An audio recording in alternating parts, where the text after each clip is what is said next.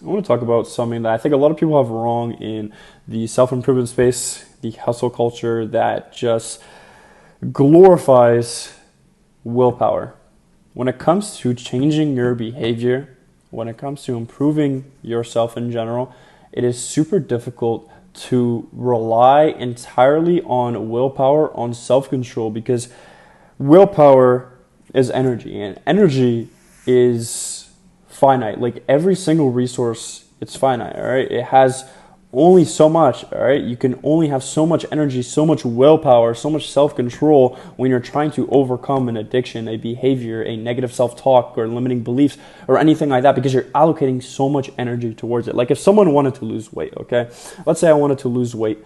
In my house, I had healthy food. I also had unhealthy food. Okay, the entire morning I ate super healthy. I had eggs for breakfast. I had fruits. And then for lunch I had vegetables, chicken, rice, whatever. But the time night comes, I've wasted so much energy on creating these meals, of actually forcing myself to do something that I didn't want to do. And because I've had access, now I have access to unhealthy food that is still within my house, right? There was the unhealthy food, there was the healthy food. Now I have access to the unhealthy food. It's just easier for me because I'm going to fall back into those negative habits because I don't have to waste any energy to go towards the unhealthy food. All right, because you wasted so much energy throughout the entire day, by the time night comes, I fall back into that negative habit because I'm low on energy. And that could be applied to any single behavioral change, any single negative habit that you're trying to get rid of.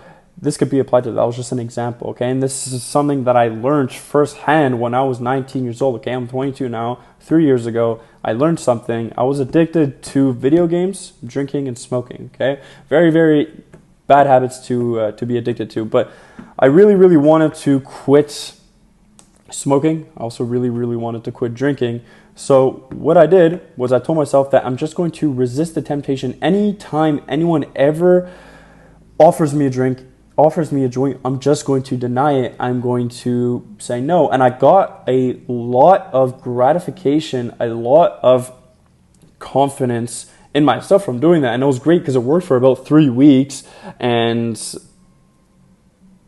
I think that's an important aspect to have, to prove to yourself that you do have the self-control.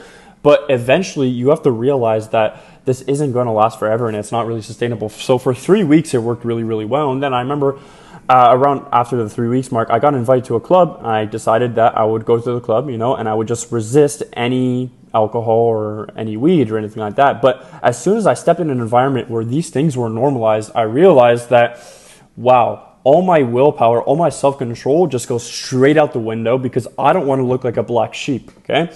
So someone offered me a drink and I automatically took it and I ended up drinking a lot that night. And after that, it made me realize that I wasn't weak. I wasn't the problem. The problem was the environment that I was putting myself into. If I wanted to change my behavior, I needed to design my environment properly that removed any single trigger that would cause me to do that. So if, let's say, I wanted to quit drinking, I would not go to any clubs. I would not go to any bars. I would not hang around people who were drinkers, who were smokers. I would remove any triggers that would influence me to do these things. Okay, and that's what I did. I stopped hanging out with people who smoked, who drank, and you might think that's a little harsh, but I was serious about this and I really, really wanted to quit. And I stopped going to clubs for over a year. And you might be thinking that, oh, you lost out on your early teen years, but I really don't think that because I had a really, really negative relationship with alcohol. And obviously now I do drink a little bit. I don't smoke anymore. I quit smoking. I think that's a very low frequency behavior and habit. If you smoke weed or even cigarettes consistently, then it's a big, big problem. Weed makes you very, very lazy, and you just don't want to be doing it. It also makes you a little bit stupid. But anyways, yeah, like I said, I had a really bad relationship with alcohol and I wanted to change it. Now it's a lot better because I designed my environment and I took the risk. I understood a negative behavior, a negative habit that was holding me back. I designed my environment to remove any triggers to make the outcome of someone who doesn't drink inevitable. And now, look what happens. Now I can have a better relationship with that negative habit and not let it control me, all right? And because I did that, I also realized a few years later, okay, about a year ago, that willpower is a signal. And every time you need it, every time you need self-control, it's a signal that something in your environment is completely wrong.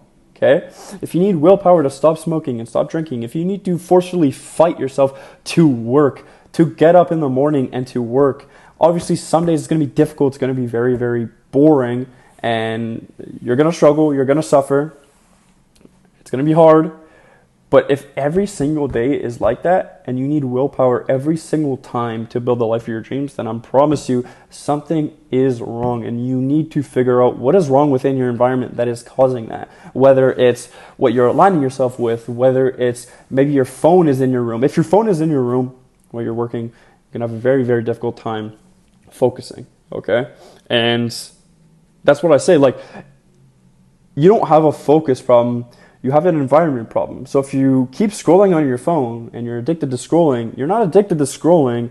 You just have a problem with your phone being close to you. You have a problem with your phone being easily accessible. Same thing with a vape. If you're not addicted to nicotine, you're addicted to having your vape close by, easily accessible, where you can just hit it.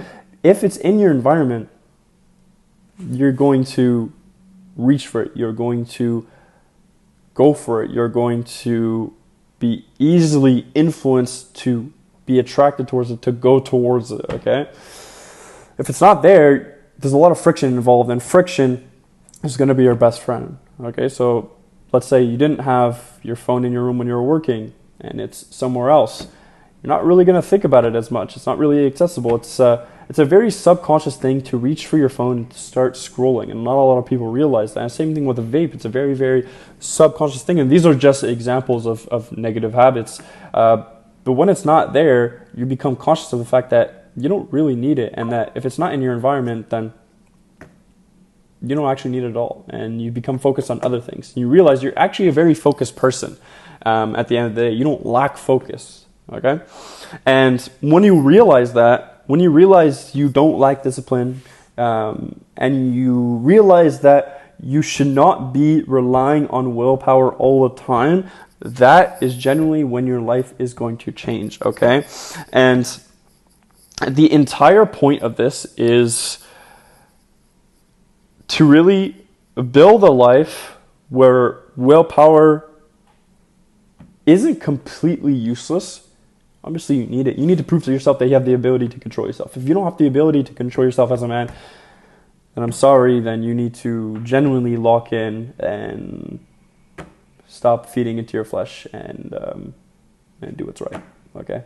Prove to yourself that you can have a little bit of self-control, but understand that this is not sustainable long-term, and you have to design an environment where your future self lives in. So the millionaire version of yourself, they just live in this environment. Create that environment now so that you don't have to in the future. You don't achieve the things that you want. You fall to an identity, okay? You achieve an identity. And the first step in achieving an identity is building an environment around that identity, okay? The people, the place, the sense, literally everything that you can imagine. You design that, remove any triggers of negative habits, and I promise you, you're going to see your success is going to accelerate. It's going to be so much faster. And this is why I moved into an apartment like this. Okay, I was living with my mom before in a small apartment about 30 minutes away from here. But I decided that this was not the environment that the millionaire version of myself would live in, okay? The version of me that was making $50,000, $100,000 per month would not live in a small apartment that is super crowded, that the door doesn't even close, that it's boiling hot in there in the worst suburb in Montreal. That wasn't. The millionaire version of myself, or at least the version of myself that was making $50,000 per month, lived in a 1,500 square feet apartment. And I know it's a little bit dirty now, but we're gonna clean it up. You don't have to worry about that. Just ignore that. But the millionaire version of myself lived in a place like this, with a view like this, okay? And a balcony that's that big. Now, I'm not doing this just to flex or anything like that. I promise you, it's to prove to you that I preach of what I say. I'm not just spewing bullshit to you guys. I'm genuinely living and preaching and taking the actions that I speak about, okay? And The people that I've explained this to and that I preach this to all the time, because I really, really genuinely do believe this, they got almost literally everything they want. They've become more happy. They've built the life that they want, and they've become a much happier person and a much more aligned person. And it's just the default. It's just the way they live. Like, that is just the person that they are, and the environment is going to support it. All right. Once you design that environment, remove any of the triggers, your identity is inevitably going to match that environment. Okay.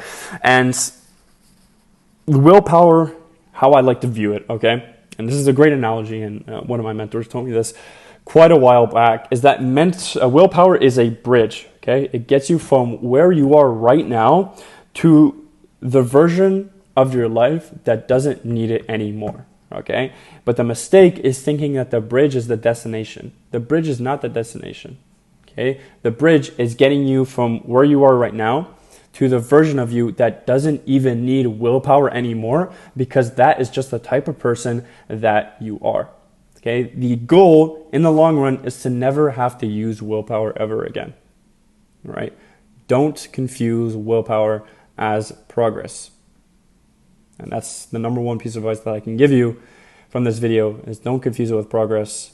It's just a bridge from getting you to where you are right now to the version of you that doesn't need it.